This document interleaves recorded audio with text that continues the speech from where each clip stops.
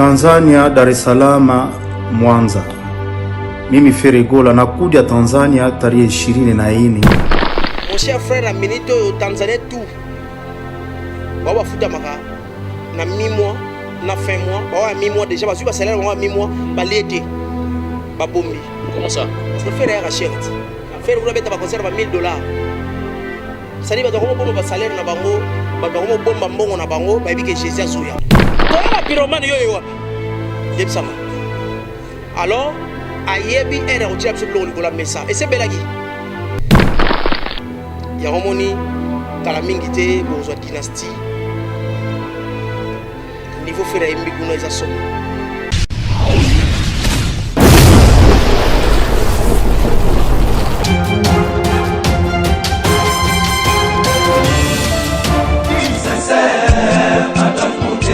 Claude Lukeba Kweno. Claude Lukeba Kweno.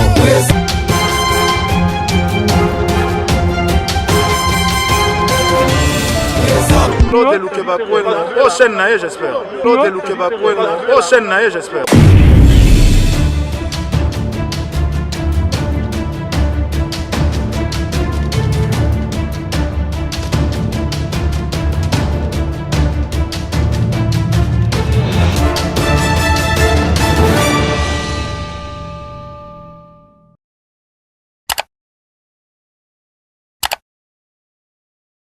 Bonjour, bonsoir, cela dépend l'heure à laquelle vous allez capter les antennes de CL Télévision. Merci beaucoup pour cette marque de confiance. Vous continuez toujours comme ça au nom de toute l'équipe.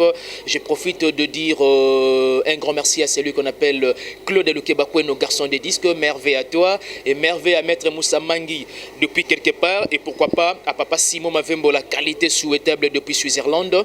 Merci beaucoup à l'excellence Jack Kintona, Étoile du Berger. Celui-là n'a pas un problème d'argent et pourquoi pas à la grande dame de London, Mère Ali Akintona, la noblesse oblige Mavembo, futur juriste, la grande sœur de Johanna Gladines Mavembo.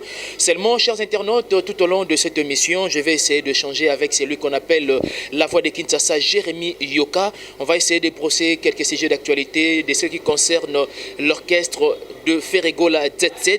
Et nous allons essayer aussi de demander d'abord à la régie de balancer un élément de l'artiste Feregola parce qu'elle a lancé un message pour la Tanzanie. Et bientôt là, aux Alakotoana pour la Shomoko, vraiment du très lourd. Et puis nous allons revenir pour essayer d'ouvrir le plateau et de saluer mon invité. Suivez et puis nous allons revenir. Tanzania, Dar es Salaam, Mwanza. Mimi Feregola nakuja Tanzania tarehe 24 takuwa Milimani City na Miss East Africa. Tarehe 25 tawasha moto Mwanza. Niko na Arena Event karibu. Et voilà, merci beaucoup de cette attention, de cet élément, le message de Feregola Jésus de Nuance. Et donc, mon invité est déjà sur le plateau. Le moment est venu pour moi. Il y a repéré ça imboté quand des alors parfois que bon sens oblige. Civisme nous oblige, grande civilisation nous oblige. La voix de Kinshasa, bonjour et meilleur. Ouais, bonjour. Nicolas Mokonzi pour appeler les Okota. Il appelle les Okota. Donc voilà, et puis il appelle si vraiment. Nicolas, tu as en direct dans le plateau, pardon, toi aussi Saraka. Donc voilà, on appelle si moi dans tout. Et d'abord, on a eu moi personnellement. Merveille pareillement. Merci. Voilà. La voix de Kinshasa, bon d'abord, mouvement d'abord, il y a la voix de Kin, et puis la communication facile aussi, comment c'est? Ouais, ça évolue mollo. Quand on a la voix de Kin, Kinshasa te Kin, quand on a s'abonné, tout ça, on a travaillé. Bon, on a un journal, bon, on a une émission, bon, on a une réflexion, bon, on a un tout ça. On a un concept, tout on a créé Mikolo. Bon, on a toutes branches confondues. C'est ça TV. On a une chaîne sur YouTube. On a une bêtise. C'est TV. Ils ont un programme. Voilà. Tout ça, on TV. C'est qu'on a YouTube. Il y a un YouTube, donc il y a un finger jomo boy. Parce que le concept est comme ça, c'est un Dans mon inquiétude, parce que je reçois aussi des messages, je reçois des appels. Feregola, des challenges, dynastie, harmonie. Mélomane, peut-être s'attendre que na décembre oyo Ferrego langa bini sabiso ou soit na sortie officielle il y a Harmonie ou soit Dynastie. Mais toi personnellement, peut-être le fait de ne pas avoir une affiche de sa part et le Belonin. Non, na yebi que quand on a cuisine ko lamba za cop mususu. Mais ko yako chaper sur la table. Et comme cop mususu. Mais na yeba ke mono yo na auto PCJ. Ana nzalate. So na chele bena donc nzombo ya mosaka euro ya kobebisa ngo sakana. Abebisa na bilamba. Na ben nango Césaire. Jésus a calculé que ba pyromane uti obetama et okota. Ba bana nzalate. Ba ba uti ko zoda ba pyromane. Yo to ba misi bloko et teremi. Poto ya ba pyromane yo wapi? Yebsanga. Alors ayebi ere uti absolu bloko likola mesa. Et c'est belagi. Et ça tchaki matungulu, et ça tchaki mungwa, et ça tchaki muscade, ndembi, céleri. Tout et ça tchaki. Vous n'êtes pas trop fan peut-être de la musique urbaine wana. On s'adapter quand même à faire rigoler la côte masolo. Non, faire azolo ba clair. Aobeta te que musique urbaine so était. Et ça rumba trap. De ça rumba améliorer, aménager un peu de la manière. Mais ça dit aménagement et rumba on chico et qui est beaucoup plus musique urbaine car te totalement théo ba tu ça urbaine ya nini koyema na français. Ouais, là je sais peut-être les gens ba ça soit urbaine ya koyema na français te okoyembeza na rumba pena o demba mais na français ozo revan grand pote mon pas au sala on peut okabela rumba pena to kepe mo ba français voilà. Voilà.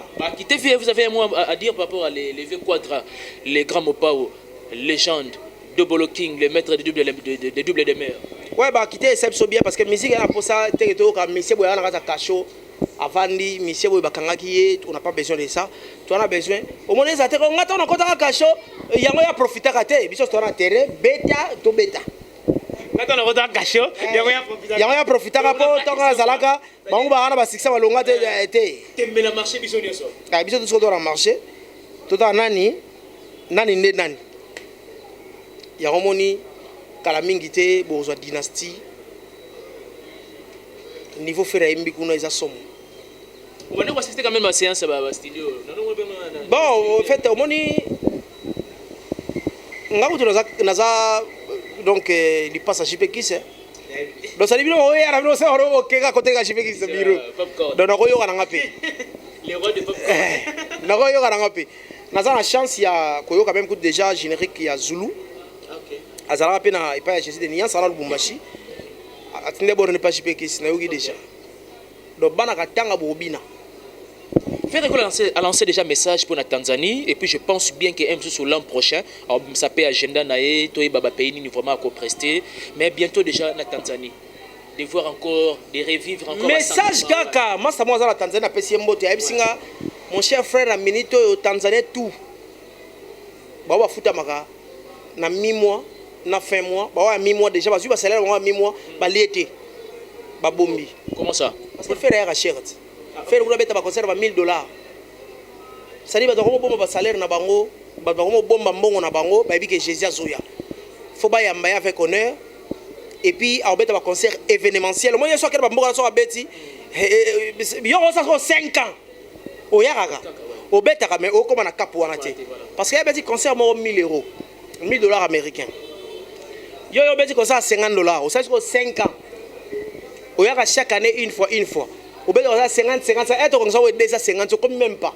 Surtout en raison on a concert à 3000. Donc Tanzanie est déjà la chaleur c'est la Jésus de Niance et puis bah que c'est le meilleur et c'est la plus belle voix de l'histoire de la musique africaine.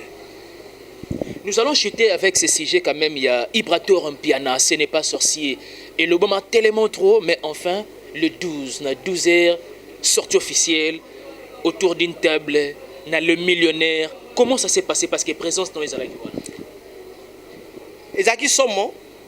Et puis, Ibrator a un petit affaire. Comment ça? Il y a une belle idée. Pour moi, il y a un listing de grands chanteurs. o ba domina mboka baza mingi te tableau Hiroshima beta mboka Papa Wemba abeti mboka Badilu système les grands ninjas. Ouais, Badilu système go saranté ba kinke seremene ya. Voilà. Mais nazo siko lignée ya tableau. OK. Tableau Hiroshima beti mboka. Papa Wemba abeti mboka. Jibe Mpiana l'homme qui a mis l'eau dans le coco abeti mboka. Manda chante. Ferrego la geste de Nias. Mais dans un dossier, on a traité ensemble. Qu'est-ce qui fait parfois Amanda Chante de ne pas accepter si facilement la qualité artistique de Ferrego? Oui, que sans ignorer quelques mois passés à cracher sur la personne de Ferrego quand même. C'était dit à quoi au juste? Mais Manda yebi que Ferrego oyo ayebi ko yemba ko leka mboka mubimba. Mais allo bon peut bon na médiatique. Tu sais to sare to check kraka. Yebo ba yebi yango bongai na yebi que Manda ayebi yango. On a proposé que to check kraka. Non, c'est-à-dire que ezali par rapport à ba relation bon ba yebani. Ba sala ba respect entre ba mibale. Même si on a ba fanatique na ba les chroniforts, il vient te gober ce qu'il pense. Et puis à un moment, on n'a pas au bimisa. Mais Ferrego là. Et puis tu verras, après Jésus de Nuances, il y a maintenant Ibrator qui chante. C'est pas sur les ans combien de titres? Ils sont belés maintenant. Oh, Bibi, ils ont premier volume. Ils ont 12 plus l'établi. Tout ça, c'est vraiment musique, tout ça, qui s'en il y aura l'album Ibrator. Côté bon, à la musique de Baba. À la musique Carlito. Et puis, à l'année Carlito, na bon Nzambe. Tala mwana na pete na Nzambe. Siko aye na boru. Warmoni Niances wana. Azuya ngo pia. Bete na sukiri ki mandala. Donc tu sens qu'un chanteur, quand un chanteur chante, tala Ibrator à la musique nabiso burompela. Vous comprenez? Ba grand chanteur na mboka. Tu as besoin d'honneur et musique nabiso. Tu as posé na yemba wa Beyoncé. Oh. Bien sûr, mais le jour. Tant que bango bazo lota luambo, elle s'appelle qui? Monsieur moi avec poto kuna akamata nzeba luambo, morceau moi luambo betiam. Tant que bango beta luambo, yolo ozo ko pate luambo na danger. Yolo s'accrocher à luambo, yolo ngolanda ye. Oh yes, ozo ngana eloko na bino. C'est ça. Donc ozo ko pate ça ko bwana papa na bino. À danger. La voix de Kinshasa, si je comprends bien l'analyse na salut dans te dire aux autres reproché na artiste belé jusque-là, maintenir valeur ya rumba na bisoté si je comprends. Oui, ngai na lingara valeur à rumba to pesango. Ya lo bwana mère na bino so la mbili mbondo, bino okeluka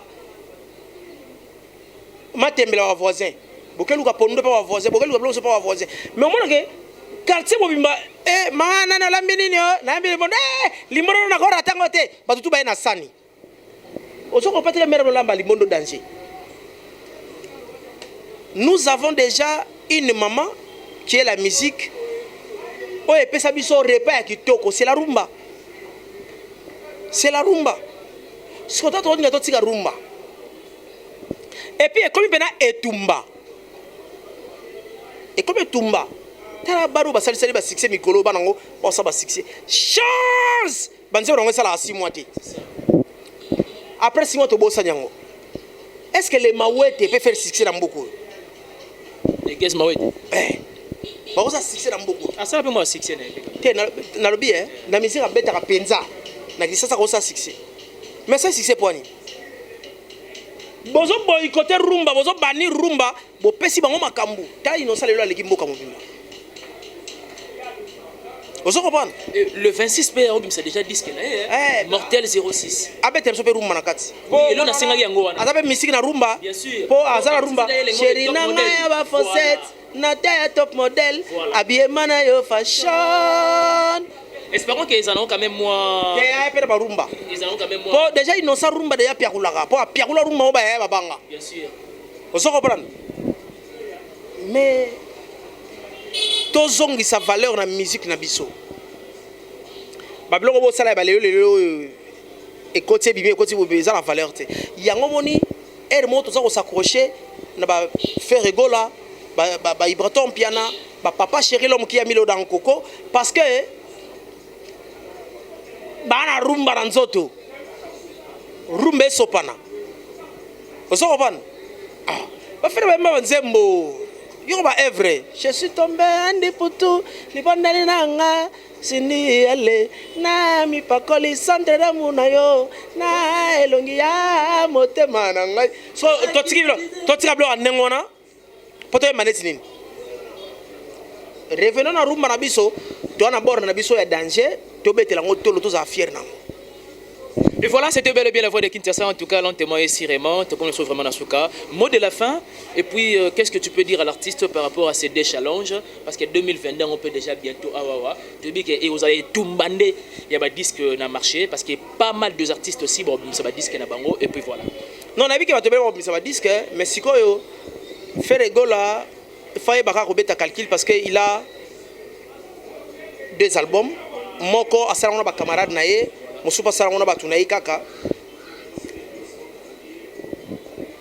kalki ga era on na table ayibi yake na pesi bango ji limbondo na chela yi bango nzombo na kati et ya na table na momani ni po bali yango avec appétit.